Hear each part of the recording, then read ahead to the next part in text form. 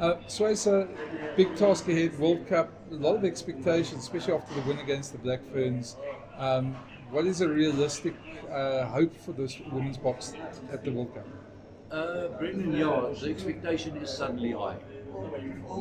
That performance, was almost like men's rugby the way they played, and the correctness and the breakdown and the counter attack, and the quality was very very good. So suddenly there's expectation, but the expectation for the World Cup for me, realistic, is we're 12th. To put it in perspective, and I think Portugal is about 12 men's wise.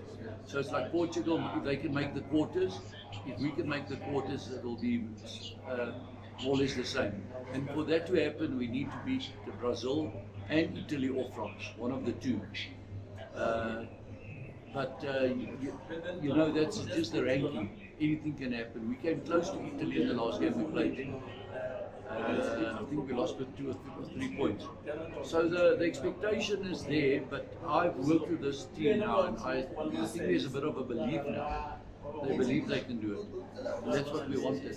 I was going to say, because that's part of it. I mean, the expectation is there for a reason, because people have seen the way that the curve has gone upwards. And we spoke when you just got the job, and you still you didn't know what really to expect at that stage. But this team has really worked hard and started to transform themselves into something special. Yeah, fantastic. Firstly, the conditioner, Nasir. The way you got them going, and you got closely with Andy Edwards. So I said to him, the first box we must stick is the conditioning a year ago, and that's off to him. And conditioning has improved immensely.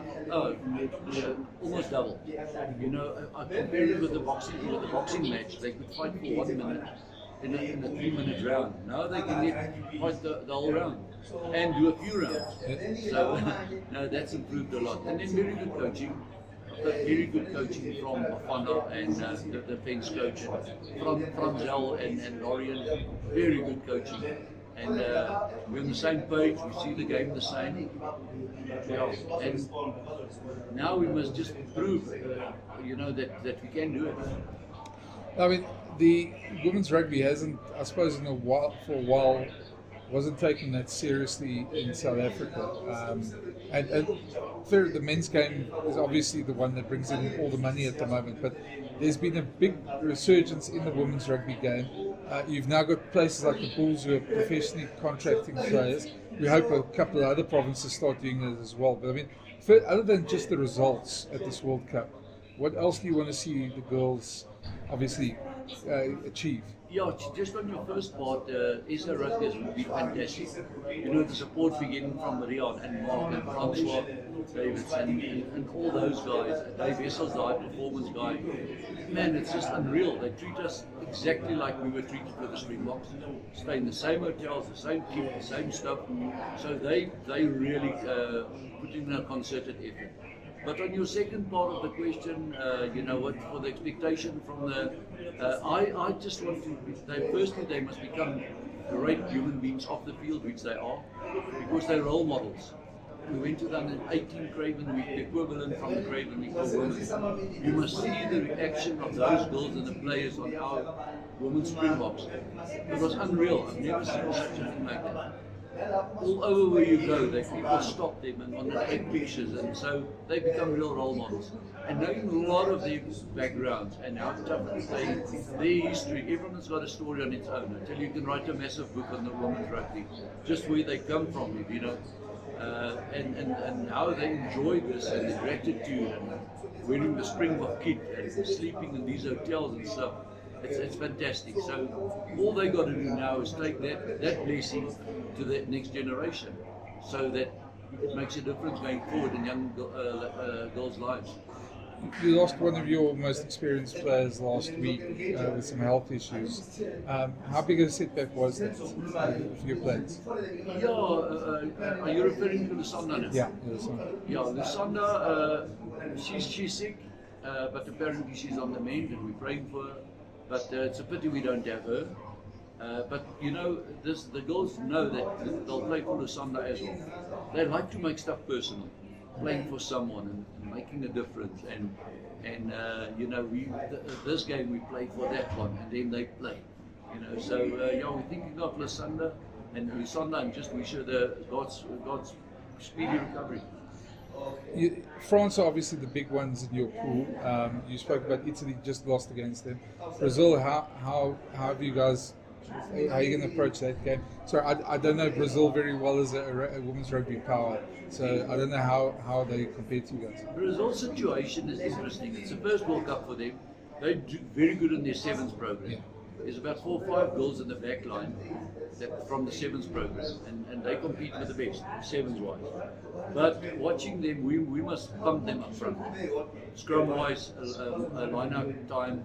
Up front, we must have their number. We higher ranked them in the World Cup.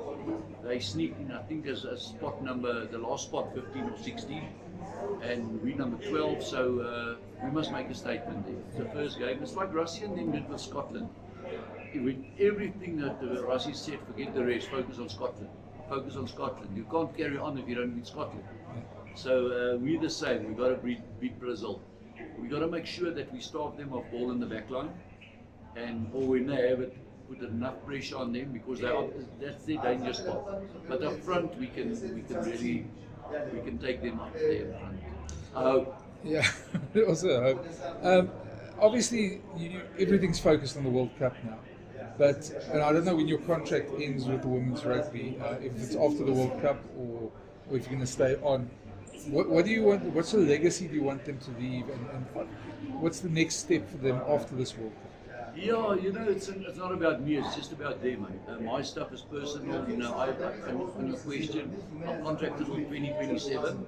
But the idea was first for me to coach the coaches, the sevens coaches, all the SA teams, SA schools. All the teams under what was under Rassie, that those coaches fall under me, like Philip Snyman and Malusi and Footy and all those coaches, mentoring and help them with their programs and stuff like that, which I did already. The clarity as well, through the help with Dave Vessel. So that's my personal side. But from the ladies' side, I would really love to leave a marker and say, this World Cup is where it all started. We made quarters. If you ask me for the wish list or the Christmas present under the tree, that's what I want for them. Because if we can get quarters, and SA Rugby will then even pull in much more. Well, they did a lot already, but they'll make professional rugby worthwhile, and not just the Bulls. I know that. Already hear the talk. And then obviously the ball starts rolling, the conference stop. Yeah. Then it's a snowball effect. Last question from me is just as a bit of a curveball. You've probably been asked it a number of times in the last month. With Akkers now at the Bulls, I know people on the YouTube channel won't forgive me if I don't ask the question. I know what the answer is, but there's no hope of you guys ever reuniting as a combo? Man, we made still live. He's a God-fearing man, and I just love him. And my son Neil was with him for 4 years in Japan, and now that they left, suddenly the Japan team is battling. So wherever Akkers goes, he makes a difference, and on and off the field. Unreal man, big friend. Yeah, he did say to me, do I still want to be involved with him and stuff? And I said, Akkers, I'm your biggest supporter. Let's keep it like that, If you need help or phone call or friendship, I'm just there for him. At this stage. So I'm wishing him so well. He's so the perfect guy for the perfect job, in my opinion. Yeah, it's interesting how history repeats itself, because similar situation what happened at the Bulls happened at the Lions when you guys came in. Yes. And that's why, I know why they appointed him, because he is that type of guy to take the team from where they are now forward. But then we might still see you at Loftus for a training session or two at least. Yeah, he said I might come and slow down and consult the coaches or just talk and share some ideas and stuff. But he's a clever jackal, and he'll know exactly what boxes to tick. And you'll see, you'll get the players to play for him. And if players start playing for the coach, then you're halfway there. Well, enjoy England, and I hope you guys have a wonderful month of rugby up top there, and maybe surprise just more than us. Meet the expectations, surprise a couple of people at the top there as well. Thanks so much, Brendan. After all the years working with you, and you're doing a great show on YouTube, so God bless for you as well. Thanks. Yeah.